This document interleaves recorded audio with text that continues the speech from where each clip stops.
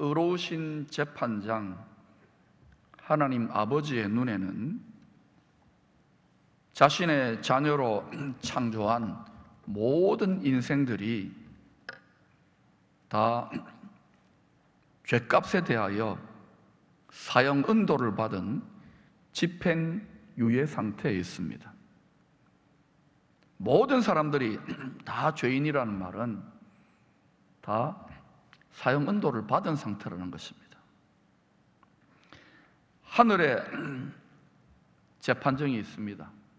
세상의 재판정에는 하늘의 최종 마지막 심판대가 있습니다. 거기에서 이미 꽝꽝꽝 의로우신 재판정이 사형 선고를 다 언도했습니다. 이러한 사람들의 죽은 상태에 대해서 에베소서 2장 1절은 이렇게 고발합니다. 그는 허물과 죄로 죽었던 너희를 살리셨도다. 저와 여러분이 예수 그리스도 말씀 안으로 들어오기 전에는 허물과 죄로 죽었던 자입니다. 이걸 분명히 아셔야 됩니다. 예수를 믿음으로 우리는 다시 살아난 것입니다. 지금은 영적으로만, 영혼으로만 살아났어요. 말씀 안에, 언약 안에. 그러나 그 다음에 어떤 일이 일어나냐? 이 믿음을 끝까지 지키면 약속대로 몸의 구속, 우리 병들고 죽어가는 이 몸도 구원받게 되는 날이 옵니다. 그래서 영혼을 잘 지켜야 돼요. 믿음을 잘 지켜야 돼요. 각자 자기가 믿고 행한 바대로 심판을 받고 2번 죽는다고 밝히 계시하고 있습니다. 그래서 하나님의 계시입니다. 같이 읽어보실까요? 시작. 바다가 그 가운데서 죽은 자들을 내주고 또 사망과 음부도 그 가운데서 죽은 자들을 내주매 각 사람이 자기의 행위대로 심판을 받고 사망과 음부도 불못에 던져지니 이것은 둘째 사망 곧 불못이라. 이 하나님의 심판대, 그리스도의 심판대 앞에는 예수 믿는 우리도 나아갑니다. 재판받으러. 그때 그 심판대가, 그 재판정이 심판대가 되면 우리는 큰일 납니다. 은혜의 보좌가 돼야 되지, 은혜의 자리가 돼야 되지. 심판을 받는 심판의 보좌가 되면 우리는 둘째 사망의 저주를 피할 수 없습니다. 의로우신 천국 재판장이 크신 사랑으로 직접 택하여 보내신 천국의 천재 변호사, 이 변호사는 어느 정도냐? 우리를 사랑하기 때문에 자기 생명을 내어주기까지 변호해 줍니다. 예수를 믿고 그 예수의 말을 따라 순종하는 삶을 살 때 우리 모두는 둘째 사망의 심판을 피할 수 있습니다. 이게 구원입니다. 먼저는 영혼이 거듭나는 구원, 그 다음에는 몸의 구원이 반드시 하나님의 약속대로 일어날 것입니다. 요한복음 11장 25절 26절에서 천국의 국선 변호사 예수님이 이렇게 약속했습니다. 성자 하나님의 약속입니다. 예수께서 이르시되 나는 부활이요 생명이니, 우리는 죽은 자인데 살릴 수 있으니까 부활입니다. 생명, 영생입니다. 나를 믿는 자는 죽어도 살겠고 한 번 죽어도 사는 거예요. 둘째 사망을 안 당한다는 것이죠. 무릇 살아서 나를 믿는 자는 영원히 죽지 아니하리니 둘째 사망을 당하지 않아요. 이것을 내가 믿느냐? 여러분 이 말씀을 믿습니까? 이런 말을 해주는 지식과 지혜가 세상에 없습니다. 오직 성경만이, 우리가 구원에 이르는 지혜의 책이라고 하는 이 계시의 말씀만이 우리에게 이것을 내가 믿느냐라고 요청합니다. 오늘 창세기 3장의 본문은 죄로 인하여 사망의 저주가 어떻게 이 세상에 임하게 되었는지를 이야기합니다. 바로 한 사람 하와로 말미암아 첫째 사망뿐만 아니라 둘째 사망의 저주가 이 세상에 한 사람 하와로부터 시작했죠. 일심동체니까 부부는 아담도 마찬가지지만 하와로부터 시작했습니다. 하와 때문에 저주가 들어왔어요. 동시에 이 사망의 저주가 왕노릇하도록 충동질하고 거짓말한 옛뱀 마귀의 사악한 일을 멸하기 위하여 한 사람으로 오신 예수 그리스도를 통하여 이 세상에 은혜와 생명이 왕노릇하게 되는 축복도 함께 이야기하고 있습니다. 저주와 축복이 같이 소개되고 있습니다. 저주와 축복은, 심판과 구원은 항상 하나님의 말씀, 신구약 성경 전체를 관통합니다.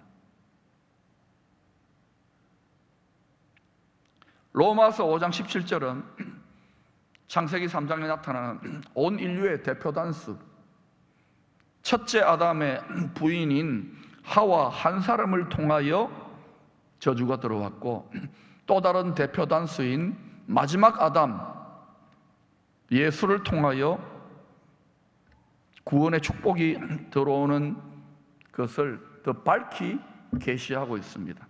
로마서 5장 17절을 같이 읽어보십시다. 시작. 한 사람의 범죄로 말미암아 사망이 그 한 사람을 통하여 왕노릇하였은즉 더욱 은혜와 의의 선물을 넘치게 받는 자들은 한 분 예수 그리스도를 통하여 생명 안에서 왕노릇하리로다.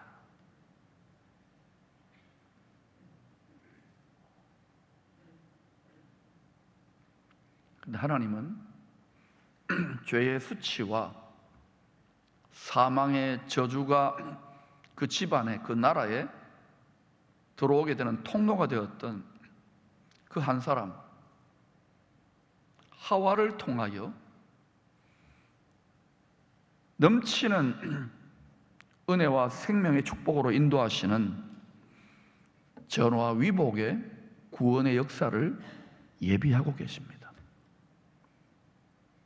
그 하나님의 깊은 인간의 능력과 지혜를 초월한 수치가 들어오고, 죄의 수치가 들어오고, 하나님의 집안, 하나님의 나라가 망하게 만든 하와를 통하여 하나님께서 그 수치를 갚아주시고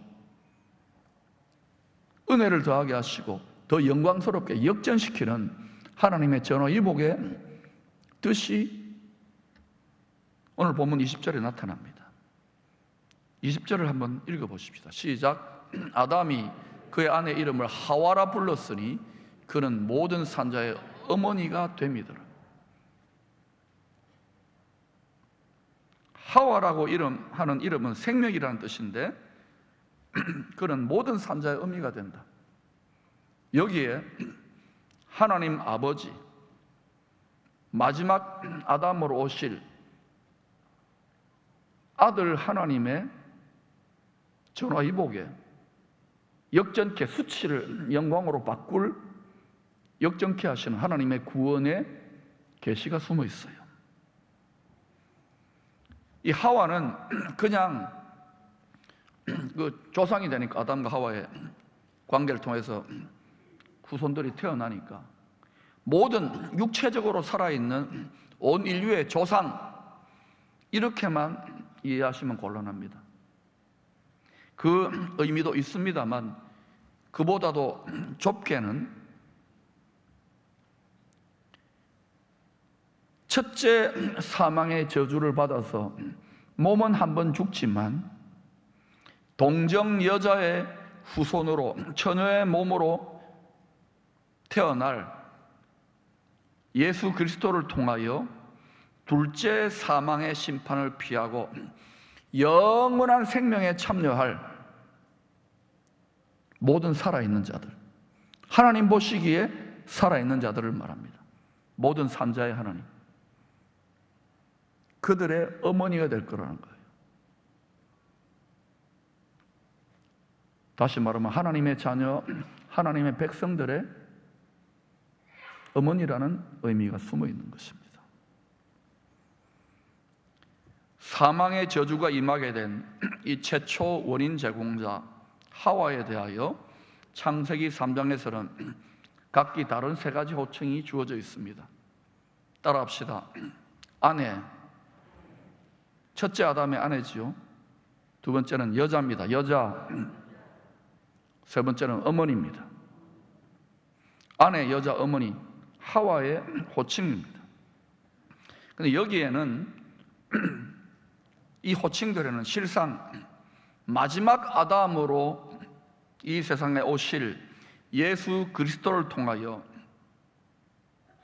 이 아내, 어머니, 여자들을 수치스러웠는데 완전히 회복시키셔서 영광스럽게 회복시키셔서 하나님의 구원, 사람에 대한 구원만이 아닙니다. 하늘과 땅과 모든 세상 만물과 만유를 보라, 내가 만물을 새롭게 하노라. 뉴 크리에이션의 새 창조의 비밀이 숨어 있습니다. 예레미야 31장 32절에는 하나님과 출애굽한 하나님의 백성들, 다시 말하면 세상으로부터 구원받은 하나님의 백성들에 대해서 이렇게 비유했습니다. 내가 그들이 남편이 되었어도 그들이 내 언약을 깨뜨렸음이라 여호와의 말씀이니라. 여호와 하나님이 남편이고 구원받은 하나님의 백성들이 아내라는 거예요. 여러분, 구약 성경 시대에, 율법 시대에 구약의 백성들이 하나님을 남편으로 고백하면은 아마 신성모독이라고 돌로 쳐 죽였을 것입니다. 이건 비유지만은 그 정도로 친밀하다는 거예요. 하나님을 아버지로 고백하는 것도 마찬가지입니다. 또 호세아서 2장 2절에도 타락한 하나님의 백성들을, 이스라엘 백성을 말합니다.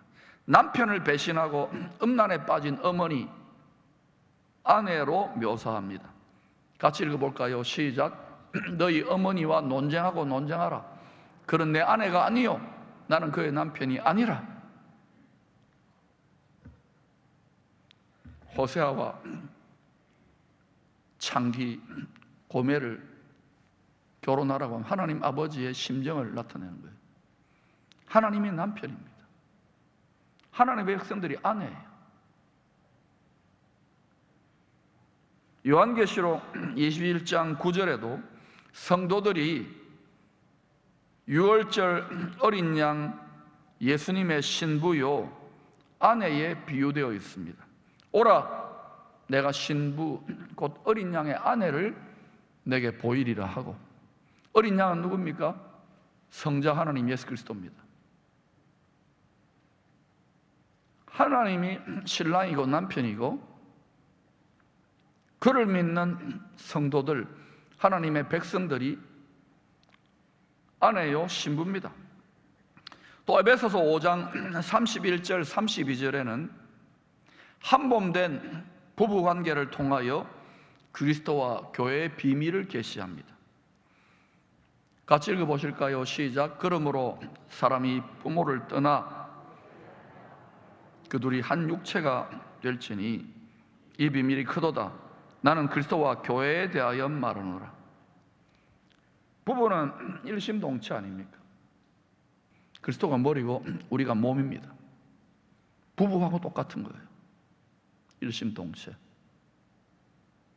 갈라디아서 4장 26절은 하늘 위에 새 예루살렘 성이 택함받은 성도들의 어머니라고 합니다.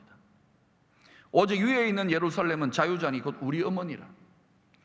모든 산자들이, 하나님 보시기에 산자들은 다 하늘 위에 예비되는 새 예루살렘 성으로 나아갑니다. 우리 어머니라 비유입니다. 하와의 수치가 벗겨지는 거예요. 새 예루살렘 성에서.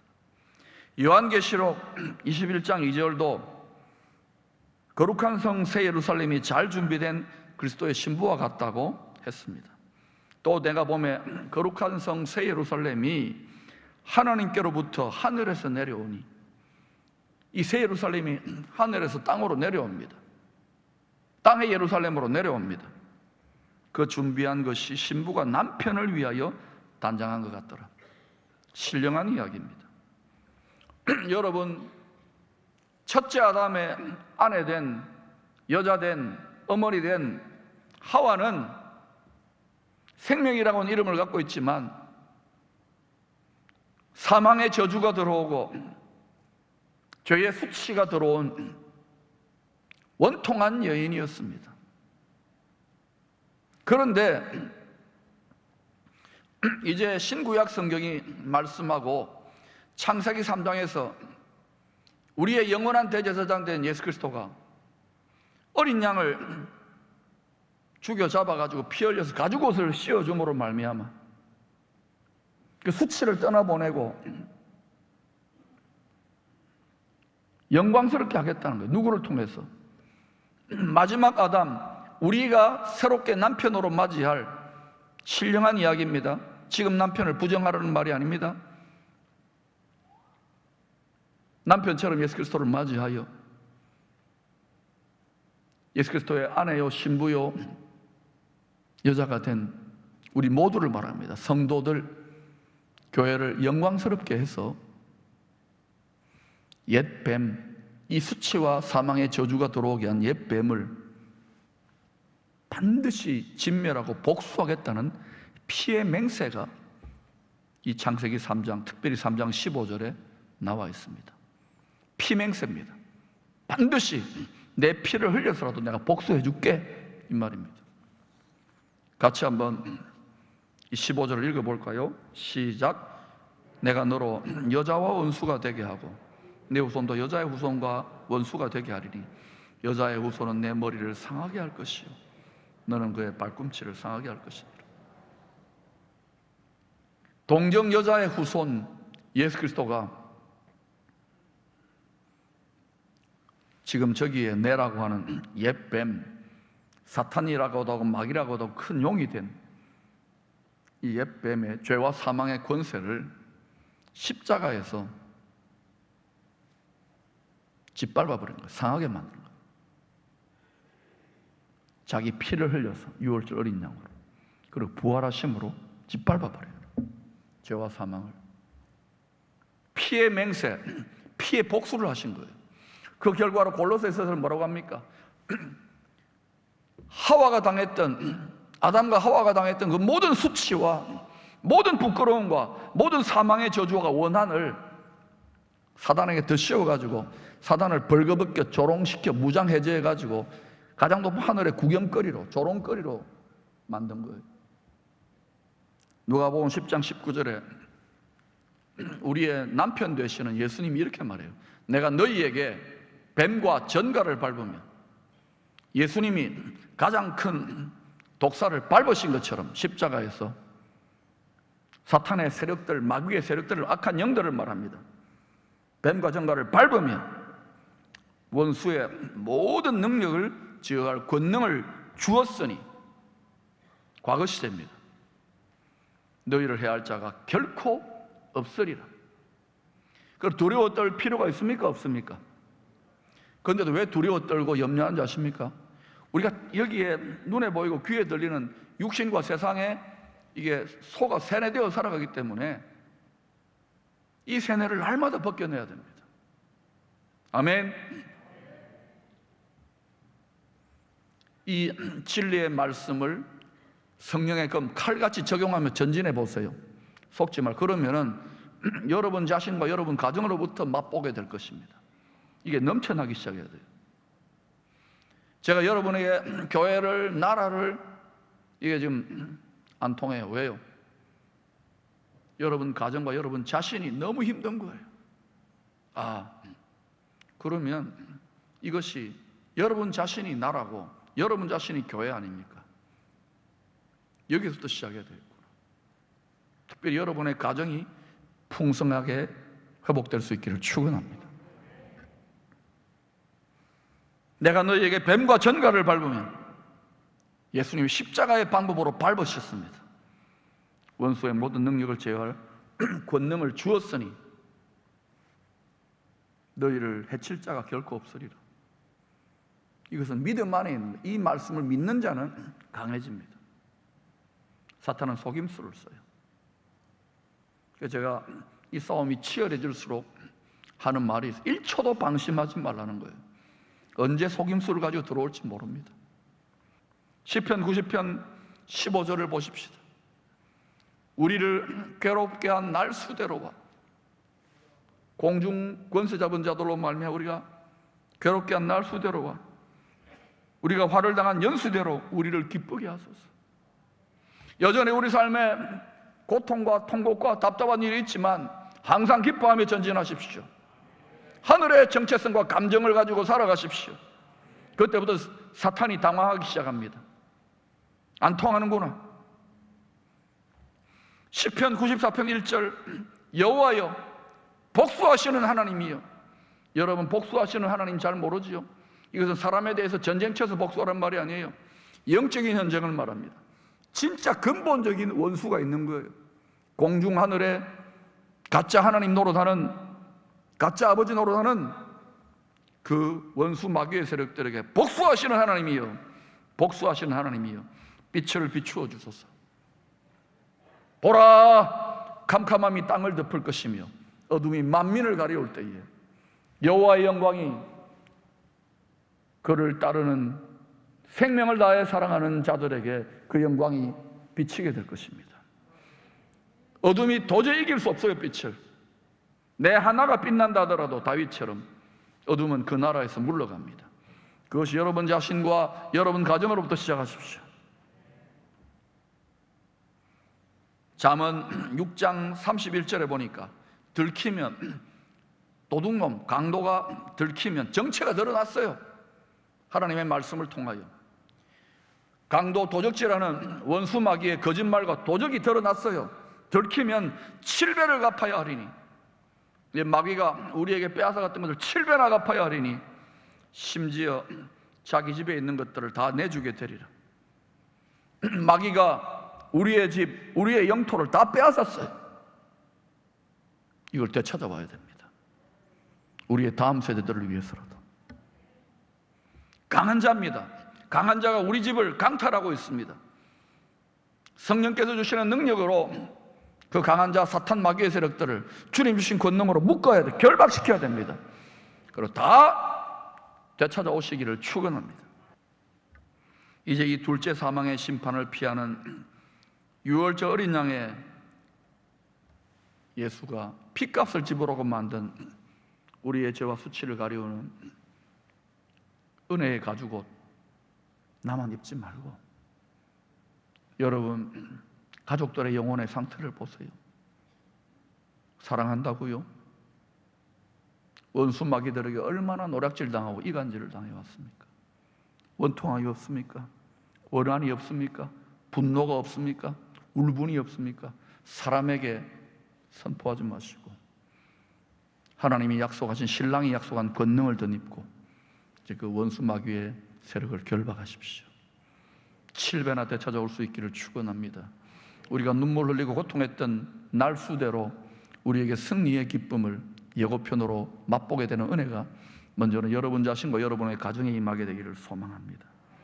뿐만 아니라 더 그 영역이 우리를 통하여 그 영광이 더 확산되어 나가기를 소망합니다.